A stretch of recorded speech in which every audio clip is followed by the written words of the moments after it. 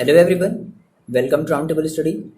देखो बच्चों, अब समझते हैं थोड़ा सा अपवर्तनांक को। देखो, आपने पिछले टॉपिक में क्या पढ़ा? आपने ये पढ़ा था कि किस तरीके से हमें स्नेल के लॉ मिले थे, हमें स्नेल का नियम मिला था, और उस स्नेल के नियम को हमने कहा था कि सर जो साइन आई है बटे साइन आर है, और साइन आई बटे साइन आर का वैल्यू हमने कहा था स्थिरांक, और उसी स्थिरांक को सर हमने कहा अपवर्तनांक। तो आपको अब ये बातें समझ में आ रही हैं कि जो देखो जो अपवर्तनांक है, बेसिकली हमने कहा सर अपवर्तनांक, तो अपवर्तनांक हम किसका लेते हैं? पहली बात याद रखो कि अपवर्तनांक हम किसी माध्यम की बात करेंगे, है ना, किसी माध्यम का।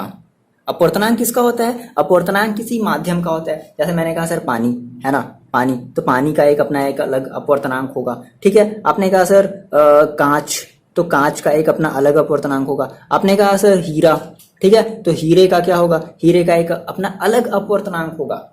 अच्छा, इतनी बातें समझ में आ रही है? बेसिक सी, बहुत ही बेसिक सी बात हम लोग समझते हैं ना। कॉपी और पेन निकाल करके आप इन सब सारी चीजों को नोट डाउन करते चलो। आपने कहा सर ठीक है, अपवर्तनांक का मतलब कैसे समझ लो कि अपवर्तनांक हमारी किसी भी माध्यम की एक फिक्स वैल्यू होती है। क्या होती है? अपवर्तनांक जो है, ऐसे समझ लो बच्चे कि किसी, बहुत ज्यादा इसमें कोई टेंशन नहीं लेना है, बहुत ही आसान सी ये टॉपिक है। अपवर्तनांक किसी माध्यम की क्या कह लें? फिक्स वैल्यू, है ना, समझने के लिए फिक्स वैल्यू, फिक्स वैल्यू होती है। अपवर्तनांक किसी माध्यम की क्या होती है? फिक्स वैल्यू होती है। जैसे अब अपने अभी अभी हम टेबल की बात करेंगे। आपके जो किताब में जो एक टेबल दिया है ना कि पानी का ये है कहाँ, उसकी बात, उसको याद नहीं करना है। पहली बात, उसको देख करके टेंशन नहीं लेना कि अरे सर इतना याद करना पड़ेगा क्या? नहीं, याद नहीं करना है, बात समझो। आपने कहा कि सर अपवर्तनांक क्या है? तो अपवर्तनांक किसी माध्यम की फिक्स वैल्यू होती है। जैसे पानी का एक अपना अलग अपवर्तनांक होता है, कांच का अलग अपवर्तनांक होता है, हीरे का अलग अपवर्तनांक होता है, मिट्टी का तेल है तो मिट्टी के तेल का अपना एक अलग अपवर्तनांक होगा। इतनी बात, ठीक है ना। अब देखो, अब ये जो अपवर्तनांक है, तो अपवर्तनांक की हम जब भी बात करेंगे तो हम किसी मतलब जैसे हमने कहा, बात समझना है ऐसे सर, हमने कहा सर मेरे पास यहाँ पे था जल, ठीक है, और मेरे पास यहाँ पे थी वायु। अब मेरी कोई जो किरण है वो जल से वायु में जा रही है, या शायद वायु से जल में जा रही होगी, कुछ भी हो सकता है ना। तो हम जब भी अपवर्तनांक की बात करेंगे तो हम एक माध्यम में अपने प्रकाश की किरण को दूसरे माध्यम में भेजेंगे।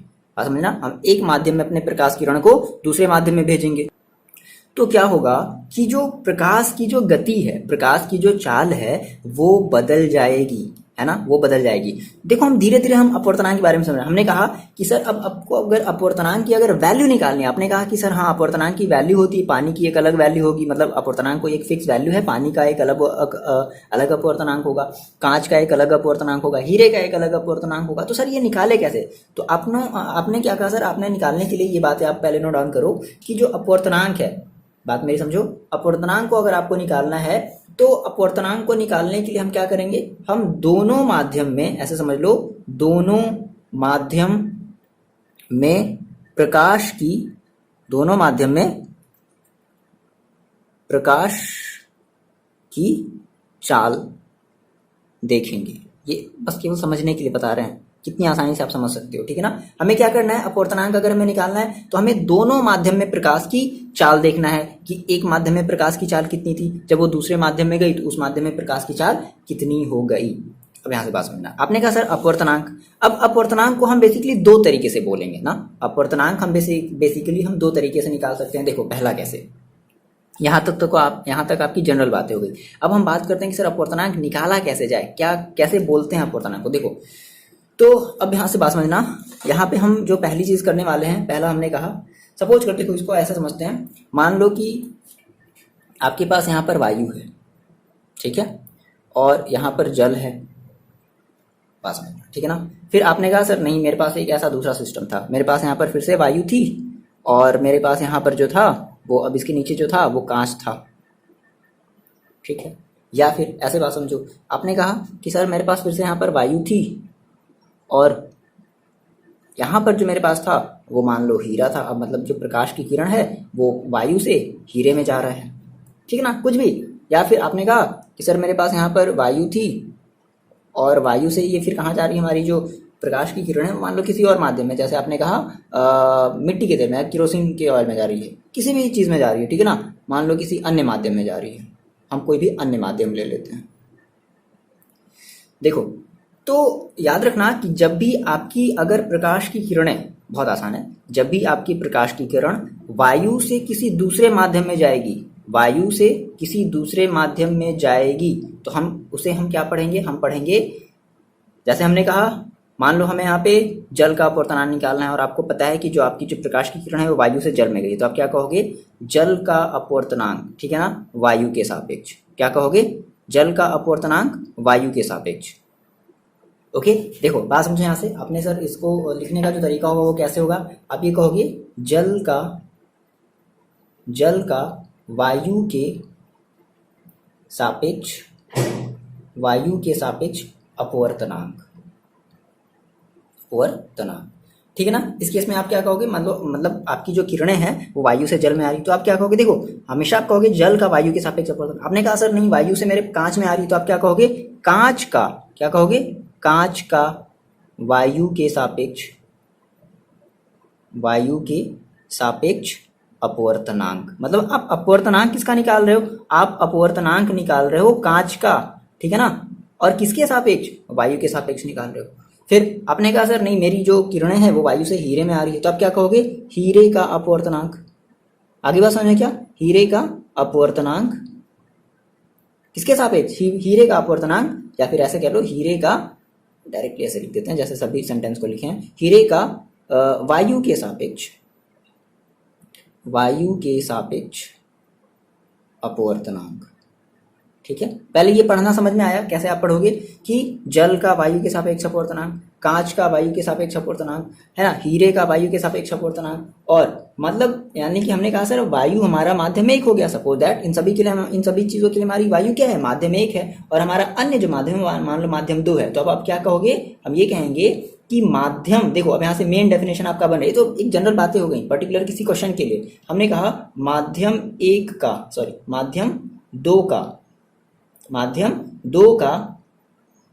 माध्यम एक के सापेक्ष अपवर्तनांक।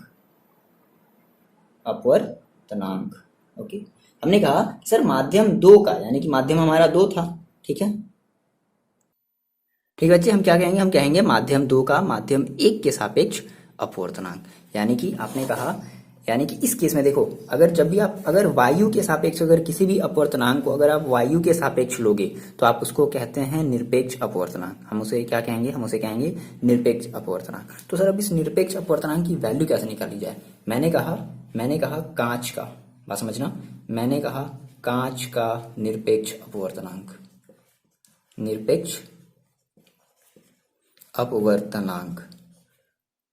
ओके, तो आप इसको कैसे लिखोगे? कांच का निरपेक्ष अपवर्तनांक का मतलब क्या है? अगर आपको क्वेश्चन में बोलता है कि कांच का निरपेक्ष अपवर्तनांक समथिंग, मान लो कुछ वैल्यू दे दिया, तो आप क्या समझोगे? आप ये समझोगे कि कांच का अपवर्तनांक है ना, किसके सापेक्ष में? वायु के सापेक्ष। तो सर अब कैसे निकाला जाए? देखो कैसे निकाला जाए, मैंने आपसे कहा था कि देखो जिसके भी आप सापेक्ष में ले रहे हो, मतलब कि यहाँ पे ऑलरेडी यहाँ पे इसका क्या मतलब है कि हम यहाँ पे कांच का अपवर्तनांक निकाल रहे हैं, किसके सापेक्ष में निकाल रहे हैं? वायु के सापेक्ष में निकाल रहे हैं। तो हमने कहा था कि हम जो अपवर्तनांक निकालते हैं हम वो दोनों माध्यमों में प्रकाश की चाल देखते हैं।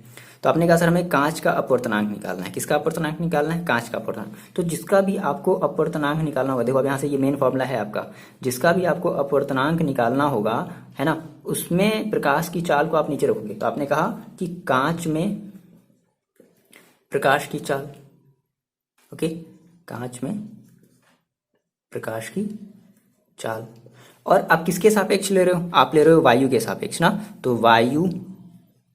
वायु में प्रकाश की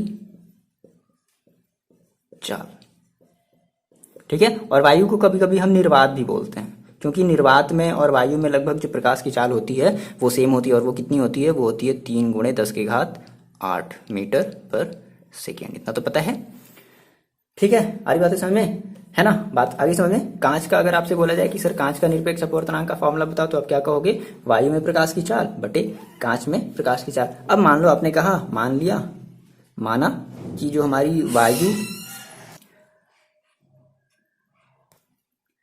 मान लेते हैं, माना वायु में, ठीक है, वायु में प्रकाश की चाल, मानना क्या, वो तो आपको पता है, प्रकाश की चाल कितनी मान लेते हैं हम, इसको बेसिकली डिनोट करते हैं c से, और कितनी होती है? 3 × 10⁸ मीटर पर सेकेंड। मतलब सी, बेसिकली क्या मानना है, सी मानना है, ठीक है ना। और मान लो ये आपके क्वेश्चन में दिया होगा कि कांच में प्रकाश की चाल, मान लो v मान लेते हैं, ठीक है ना, v मान लेते हैं, ठीक है ना। कांच में प्रकाश की जो चाल है वो कितनी मान लेते हैं, v मान लेते हैं।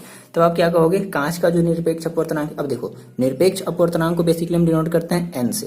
किससे डिनोट करते हैं, n से डिनोट करते हैं। और आपने कहा सर ये किसकी निरपेक्ष अपवर्तनांक हम निकाल रहे हैं, कांच की निरपेक्ष अपवर्तनांक निकाल रहे हैं, तो हम कहेंगे Ng सिंपली।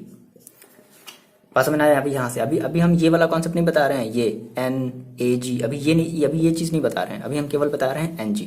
NG का मतलब क्या है कि कांच का निरपेक्ष अपवर्तनांक किसके सापेक्ष, वायु के सापेक्ष। आगे बात समझ में, आपने कहा NG का मतलब क्या है, कांच का निरपेक्ष अपवर्तनांक किसके सापेक्ष, वायु के सापेक्ष। और याद रखना कि फॉर्मूला कैसे बनाते हैं, जिसके भी आप सापेक्ष लेते हो हमेशा उसको ऊपर रखते हैं, और जिसका भी हम निरपेक्ष अपवर्तनांक निकालते हैं, उसमें प्रकाश की चाल को हम नीचे रखते हैं, ठीक है ना। तो आपने कहा sir Ng is equal to, देखो आपने कहा Ng इज इक्वल टू क्या हो जाएगा, वायु में प्रकाश की चाल है ना, बटे कांच में प्रकाश की चाल। तो वायु में प्रकाश की चाल कितनी है, c, बटे कांच में प्रकाश की चाल कितनी है, v। तो ये आपका Ng का फॉर्मूला मिल जाएगा, ठीक है सर। इतनी बातें समझ में आ रही हैं, ये बहुत ही आसान है।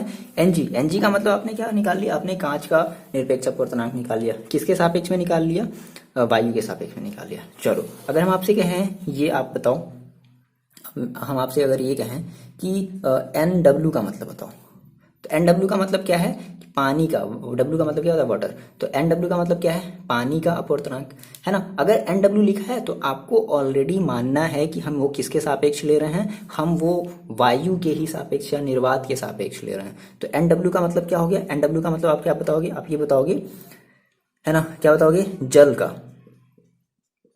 जल का वायु के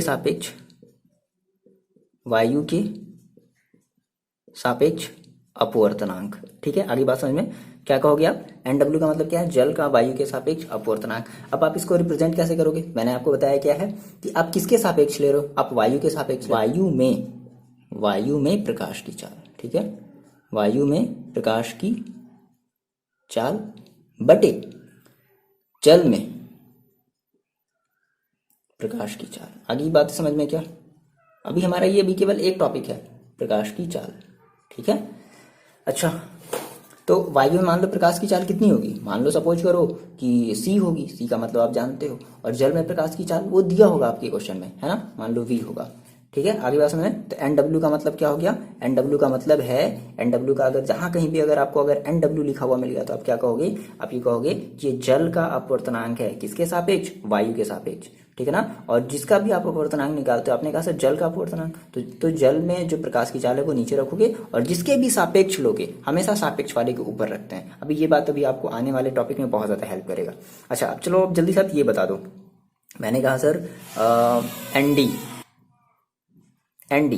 डी का मतलब क्या है, डायमंड, हीरा, है ना, मतलब ऐसा समझ लो भाई ये हमारा हीरा है, हीरा लड़का है, ठीक। तो एनडी का मतलब आप क्या बताओगे, आप ये कहोगे क्या कि हीरे का अपवर्तनांक, है ना, किसका अपवर्तनांक, हीरे का अपवर्तनांक निकालो, किसके सापेक्ष, हमेशा अगर ऐसे लिखा हुआ मिला है तो आप हमेशा किसके सापेक्ष लगाओगे, हमेशा आप सापेक्ष लगाओगे वायु के या निर्वात के, ठीक है ना। तो आप क्या कहोगे, आप कहोगे कि हीरे का अपवर्तनांक, हीरे का ऐसे लिख लेते हैं, हीरे का वायु के सापेक्ष अपवर्तनांक, ठीक है। तो इज इक्वल टू क्या कहोगे, आप कहोगे कि वायु में प्रकाश की चाल यानी कि c बटे हीरे में प्रकाश की चाल, मतलब कि मान लो v है, हीरे में प्रकाश की चाल मान लो vd है, मान लो ले लिया vd है, ठीक है ना, हीरे में प्रकाश की चाल कितनी vd है। तो इस तरीके से हम निरपेक्ष अपवर्तनांक निकालते हैं, और आपके बुक में जो टेबल दिया हुआ है उसे आपको याद नहीं करना है, ठीक है ना। बात आ रही समझ में, वही हमारा निरपेक्ष अपवर्तनांक है। तो हमने पहले वाले टाइप की हमने निरपेक्ष अपवर्तनांक की बात कर ली। अब आप कहो कि सर एक आपने ये वाला नहीं बताया, ये कुछ इस तरीके से भी लिखा हुआ होता था, AD करके, ठीक है ना, या NDW करके ऐसे कुछ लिखा हुआ होता था, आ रही बात समझ में।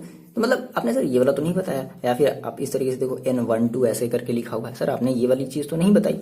अब बात समझना, इसको हम समझते हैं। ओके सर, तो आपको एक बात इसकी जो है वो समझ में आ गई। मैं आपसे दूसरे वाले टाइप की बात करते हैं। आपने कहा सर दूसरा वाला भी तो कुछ अजीब है, समझ में नहीं है। देखो फिर से समझो, आपने अभी क्या किया, जल का वायु के सापेक्ष, कांच का वायु के सापेक्ष, हीरे का वायु के सापेक्ष, या किसी अन्य माध्यम का वायु के सापेक्ष आप क्या कर रहे थे, अपवर्तनांक निकाल रहे थे। लेकिन अब मान लो वायु की जगह अगर हम सर कुछ और ले लें ना, आई बात समझ में, मतलब हमने ले लिया, मान लो हमारे पास यहाँ पे, मान लो मैं यहाँ पे कांच ले लिया या वायु, मतलब अब यहाँ से हमारा जो सापेक्ष में जो हम वायु लेते थे, बस इतनी बात समझ लो कि हम जो सापेक्ष में हम जो वायु लेते थे, अब हमें उस वायु को क्या करना है, हटा देना है। ठीक है ना, सापेक्ष में हम जो वायु लेते थे, अब हम सापेक्ष में वायु को नहीं लगाएंगे। मतलब अब बात समझो ऐसे,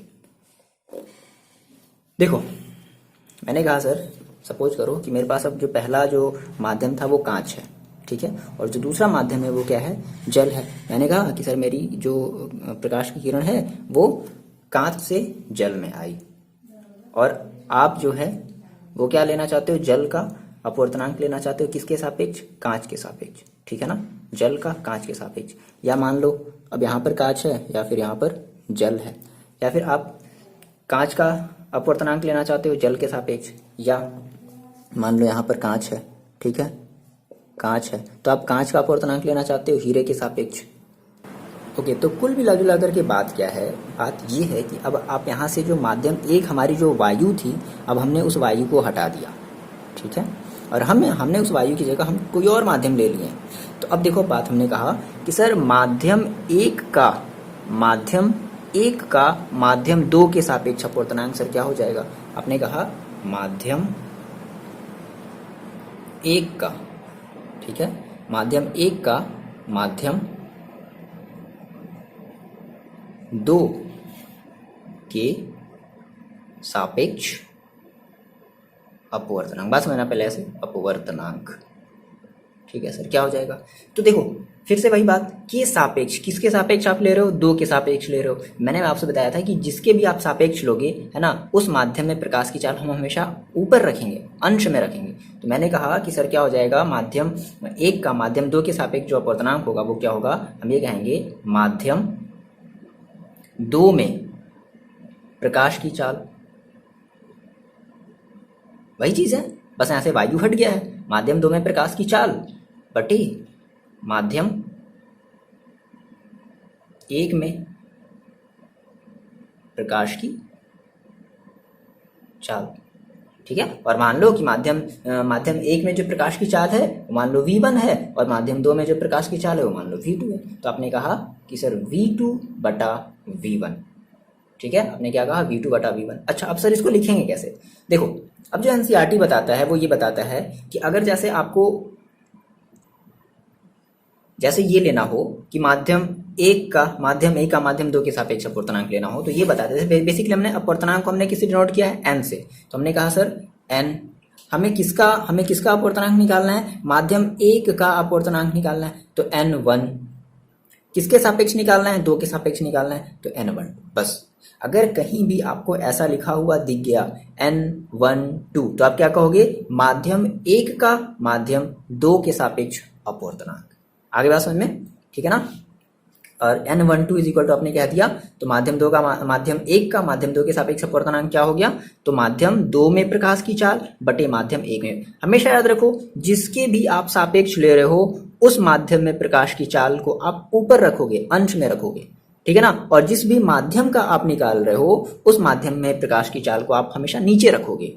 बस ये चीज अगर आपकी क्लियर है तो आपको इसमें कभी भी कोई भी प्रॉब्लम नहीं आएगी। तो आपने कहा सर माध्यम n12 का मतलब क्या है, n12 का मतलब है, देखो जब भी अगर ऐसे लिखा हुआ मिल गया तो आप क्या कहोगे, माध्यम एक का माध्यम दो के सापेक्ष प्रकाश की सापेक्ष अपवर्तनांक, ठीक है ना। तो आपने कहा प्रकाश माध्यम दो में प्रकाश की चाल कितनी है, v2, माध्यम एक में प्रकाश की चाल कितनी है, v1। बस यही आपका फॉर्मूला बन गया, ठीक है। चलो अब जैसे आप ये बताओ, जैसे मैंने आपसे कहा कि अब मेरे पास कुछ ऐसे दे दिया। अच्छा देखो, कभी कभी इसको ऐसे भी लिख देता है, जो अदर बुक्स हैं वो ऐसे भी लिख देते हैं, जैसे 1 को यहाँ लिख दिया और n को यहाँ लिख दिया, 2 को यहाँ लिख दिया। तो इसका भी मतलब क्या है, इसका भी मतलब है माध्यम एक का माध्यम दो के सापेक्ष अपवर्तनांक। ओके, किसी अदर बुक में, किसी अदर जो आप अगर अदर रेफरेंस अगर आप बुक से अगर पढ़ रहे हो तो किसी बुक में ऐसे भी दिया हुआ रहता है, ठीक है, ये बात आप ध्यान रखना। अच्छा चलो, जैसे आप मेरे को ये बात बताओ, जैसे मैंने कहा कि सर मेरे पास ये लिखा हुआ है n a और W, ए का मतलब है एयर, मतलब हवा, वायु, और वायु कह लो, और जो डब्ल्यू है वो आपकी क्या, वाटर है, ठीक है, मतलब आप उसको जल कह लो। तो आप क्या कहोगे बताओ जल्दी से, कैस कर लिया? चलो देखो क्या कहेंगे, देखो मैंने ए को पहले लिखा, तो हमें क्या करना है, हमें वायु का अपवर्तनांक निकालना है ना, किसके सापेक्ष, जल के सापेक्ष। तो हम क्या कहेंगे, हमें कहेंगे, मतलब ए एन डब्ल्यू का मतलब क्या हो गया, ए एन डब्ल्यू का मतलब हो गया वायु, वायु का, है ना, वायु का जल के सापेक्ष, जल के सापेक्ष अपवर्तनांक, अपवर्तनांक। और आप इसको कैसे लिखते हो, आप इसको लिखते हो वायु का जल के सापेक्ष अपवर्तनांक। तो किसके सापेक्ष ले रहे हो, जल के सापेक्ष ले रहे हो। तो मैंने आपको बताया कि जिसके भी आप सापेक्ष लोगे उसमें, उस माध्यम में जो प्रकाश की चाल होगी आप उसको ऊपर रखोगे। तो आप क्या कहोगे, आप कहोगे जल में प्रकाश की चाल, जल में प्रकाश की चाल, है ना, और बटे किसमें, आपको किसका निकालना, वायु का, वायु, वायु में प्रकाश की चाल। अब बात यहां समझना, देखो प्रकाश की चाल, अब यहां से आपको ये बात एकदम क्लियर हो गई होगी। आपने कहा सर अभी हम प्रकाश की चाल को ऊपर रखते थे ना, निर्वात में जो प्रकाश की चाल होती थी अगर हम उसे ऊपर रखते थे तो हम उसे केवल निरपेक्ष अपवर्तनांक बोलते थे, है ना, और उसको हम बेसिकली डिनोट करते थे। लेकिन अगर मान लो अगर आपकी प्रकाश की चाल अगर नीचे आ गई तो फिर आप इसको ऐसे लिखोगे, ए एन ए डब्ल्यू लिखोगे, और एन ए डब्ल्यू का मतलब है कि वायु का जल के सापेक्ष अपवर्तनांक, ठीक है। अगर हम इसी को अगर कुछ ऐसे लिख दे तो आप क्या बताओगे, आगे बात समझ में ना। अब अगर इसी को कुछ ऐसे लिख दूं, एन डब्ल्यू ए, तो आप बोलो, आप क्या बोलोगे, आप क्या बोलोगे, जल का, है ना, वायु के सापेक्ष।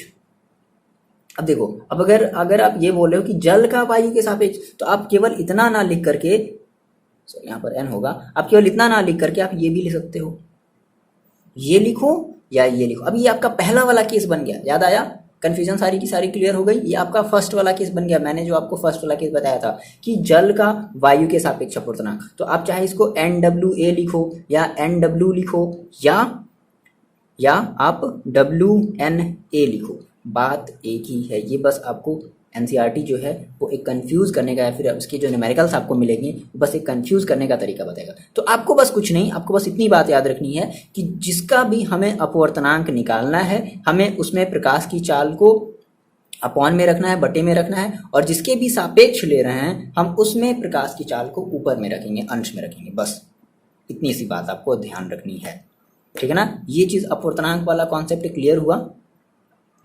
ओके, अब कुछ फैक्ट बातें और समझते हैं। इतनी चीज आप जल्दी से नोट डाउन कर लो, कर लिया होगा ना, ठीक है। आप वीडियो को थोड़ा सा रिवाइज करके, अगर आपकी कहीं चीजें अगर छूट जाती हैं तो आप उसको बैक में जा करके आप उसको फिर से पॉज करके नोट डाउन कर सकते हो। देखो अब कुछ फैक्ट्स की बातें समझते हैं। जैसे मान लो आपने कहा कि सर मेरे पास N12 दिया है, सिंपल सी बात है, आप इसको क्या कहोगे, आप इसको कहोगे कि माध्यम माध्यम 1 का माध्यम 2 के सापेक्ष अपवर्तनांक। अच्छा, तो सर हम इसको कुछ ऐसे भी लिख सकते हैं क्या, 1/N21। अब इसका क्या मतलब हो गया, इसका मतलब हो गया कि माध्यम 2 का माध्यम 1 के सापेक्ष अपवर्तनांक, ठीक है ना। देखो आ रही बात समझ में। आपने कहा कि सर N12 का मतलब क्या है, N12 का मतलब है 1/N21। अच्छा, आपने यहाँ पे देखो, आपने कहा था कि सर N12 का मतलब क्या है, V2/V1, आपने कहा था ना। ये देखो आप बात समझो ऐसे, आपने कहा सर N12 का मतलब क्या है, V2/V1, ठीक है। या फिर आप इसको ऐसे भी लिख सकते हो ना, मतलब आपने कहा कि सर जैसे ये हमारा कि हम जिसके सापेक्ष लेते थे, है ना, फिर हमने ये कहा कि सर हम इसको कुछ ऐसे भी लिख सकते हैं क्या, 1/N21, ये भी लिख सकते हैं, ठीक। अच्छा, अब बच्चे देखो यहाँ से एक बात और समझना है, यहाँ से आपको एक और फॉर्मूला मिलने वाला है। कैसे, देखो आपने ये बातें नोट डाउन कर ली, ये बात जल्दी से आप नोट डाउन कर लो। देखो आपने कहा सर अगर ऐसा है तो आप मेरे को ये बताओ, क्या हम उसको ऐसा भी कर सकते हैं क्या, V2/V1 गुणे C/C। सी का मतलब क्या, निर्वात में प्रकाश की चाल। तो भाई अगर गुणा कर दो, भाग कर दो, तो फिर से काट दो, कोई फर्क नहीं पड़ेगा। अच्छा, अब देखो आप इसको सर कुछ ऐसे भी लिख सकते हो क्या, इन दोनों को एक साथ ले लो, इन दोनों को एक साथ ले लो, ठीक है। तो क्या हो गया, C/V1, C/V1। और याद करो ये C/V1 का मतलब क्या है, चलो फिलहाल अभी छोड़ते हैं। अच्छा, अब सर इसको हम जो है, ये बटे में C है, पहले से ही C है, ये जो V2 है इसको हम बटे के बटे में लिख सकते हैं क्या, क्योंकि अब इसको फिर से अगर ऊपर भेजोगे तो ये फिर से यहाँ चला जाएगा, है ना, ये फिर से यहाँ चला गया, लेकिन हम इसको फिलहाल यहाँ पे नहीं भेजना है। अब देखो, अब इसकी बात हम करते हैं। ये क्या है, ये है आपका निर्वात में प्रकाश की चाल, मतलब वायु में प्रकाश की चाल बटे माध्यम 1 में प्रकाश की चाल, यही तो है। इसका मतलब क्या है, निर्वात में प्रकाश की चाल और बटे माध्यम 1 में प्रकाश की चाल। तो आप इसको क्या कहते थे, फर्स्ट वाला याद आया है ना, कि माध्यम 1 का वायु के सापेक्ष, या किसी भी माध्यम का वायु के सापेक्ष हमारा जो अपवर्तनांक होता था, ठीक है ना, वायु के सापेक्ष हमारा जो उसको हम क्या कहते थे, मतलब बेसिकली इसको हम किससे रिप्रेजेंट करेंगे। हमने कहा कि सर हमारा V1 मतलब हमें क्या रिप्रेजेंट करता है कि माध्यम 1 में जो हमारी प्रकाश की चाल है वो है, तो हमने इसको सर कहा N1। इस पूरे को मिला करके हम क्या कह सकते हैं, N1 कह सकते हैं क्या, और इस पूरे को मिला करके हम N2 कह सकते हैं क्या, बोल सकते हैं ना। तो हमें फॉर्मूला क्या मिला, हमें ये मिल गया कि N12 इज इक्वल टू, हम ये भी कह सकते हैं N1/N2।